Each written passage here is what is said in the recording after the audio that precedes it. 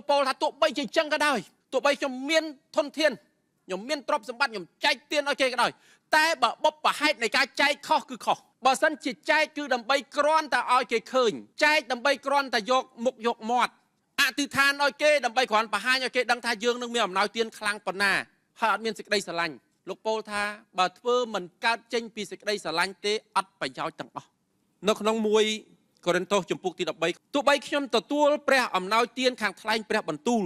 និងស្គាល់គម្រោងការដ៏លាក់កំបាំងទាំងអស់ព្រមទាំងមានចំណេះដឹងគ្រប់យ៉ាងហើយទោះបីខ្ញុំមានជំនឿមាំរហូតដល់ធ្វើឲ្យភ្នំរើពីកន្លែងមួយទៅកន្លែងមួយទៀតបានក្តីតែបើសិនជាខ្ញុំគ្មានសេចក្តីស្រឡាញ់ទេនោះខ្ញុំជាមនុស្សឥតបានការអ្វីទាំងអស់ទោះបីខ្ញុំយកទ្រព្យសម្បត្តិរបស់ខ្ញុំទាំងប៉ុន្មានទៅចែកទានក្តី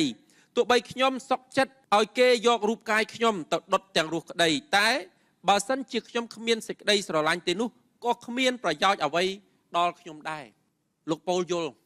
ថាទោះបីជាគាត់មានអំណោយទានមហាអស្ចារ្យយល់ការអាត់កំបាំងគ្រប់យ៉ាងទាំងអស់អំណោយទាននៃការយល់ពីការអាត់កំបាំងទាំងអស់គឺមានន័យថាចេះលោកអ្នកបងប្អូនមនុស្សមួយចំនួននៅពេលដែលគាត់មានអំណោយទាននៃការយល់ពីកិច្ចការអាត់កំបាំងដ៏អស្ចារ្យ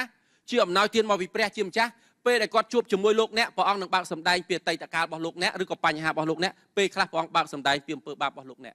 ហើយគាត់ថ្លែងយើងថារឿងហ្នឹងគ្មានពីណាគេដឹងផងមិនបានម្នាក់នឹងដឹងខ្ញុំប្រាប់ត្រង់ពេលខ្លះយើងជួបជាមួយមនុស្សដែលមានអំណោយទាននឹងចង់ព្រឺសវល់ខ្ញាក់ម្ដងម្កាលប៉ុន្តែគោលបំណងគឺដើម្បីជួយវងឈាមរបស់ព្រះជាម្ចាស់ដើម្បីជួយយើងឲ្យបានចម្រើនឡើងនៅក្នុងព្រះអង្គហើយអំណោយទានទាំងអស់អត់មែនមកដើម្បីបំបាក់នរណាម្នាក់ឯងគឺសុទ្ធសឹងតែមកគឺដើម្បីកសាងទាំងអស់មកមិនមែនដើម្បីបើកបង្ហាញកំហុសនរណាម្នាក់ហើយឲ្យគេដួលទេប៉ុន្តែដើម្បីឲ្យគេលើកឲ្យគេងើបសារជាថ្មីលើកគេឡើងសារជាថ្មីលោកប៉ូលថាទោះបីជាចឹងក៏ដោយទោះបីខ្ញុំមានធនធាន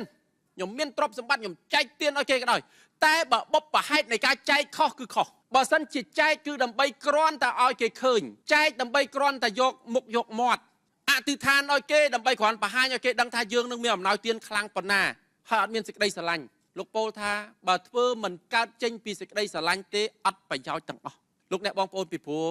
កិច្ចការបម្រើព្រះអង្គកិច្ចការមើលថែរក្សាមនុស្សកិច្ចការមើលថែរក្សាវងឈាមរបស់ព្រះជាម្ចាស់បើយើងមិនមានបុព្វហេតុជាក់លាក់ថាខ្ញុំធ្វើកិច្ចការនេះដោយសារខ្ញុំស្រឡាញ់ព្រះទេខ្ញុំធានាធ្វើកិច្ចការនឹងឲ្យយូរបន្តិចទៅតិចទៀតផ្ទុះមកតិចទៀត stress មកថាខ្ញុំស្រឡាញ់មនុស្សខ្ញុំចង់ជួយគេប៉ុន្តែក្នុងកូនចិត្តគឺយើងចង់បាននេះដែរតទៅពេលយើងធ្វើទៅអត់បានដូចចិត្តផ្ទុះលទ្ធផលអត់បានដូចអ្វីដែលយើងប្រាថ្នាចង់បានផ្ទុះអញ្ចឹងព្រះអង្គក៏បហារតីឲ្យយើងបម្រើព្រះអង្គឬជួយអ្នកដទៃផ្សេងទៀតគឺដោយសារយើង base ដោយសារយើងពឹងផ្អែកលើសេចក្តីស្រឡាញ់របស់ព្រះអង្គដែលមានចំពោះយើងហើយចំពោះយើងចំពោះព្រះអង្គ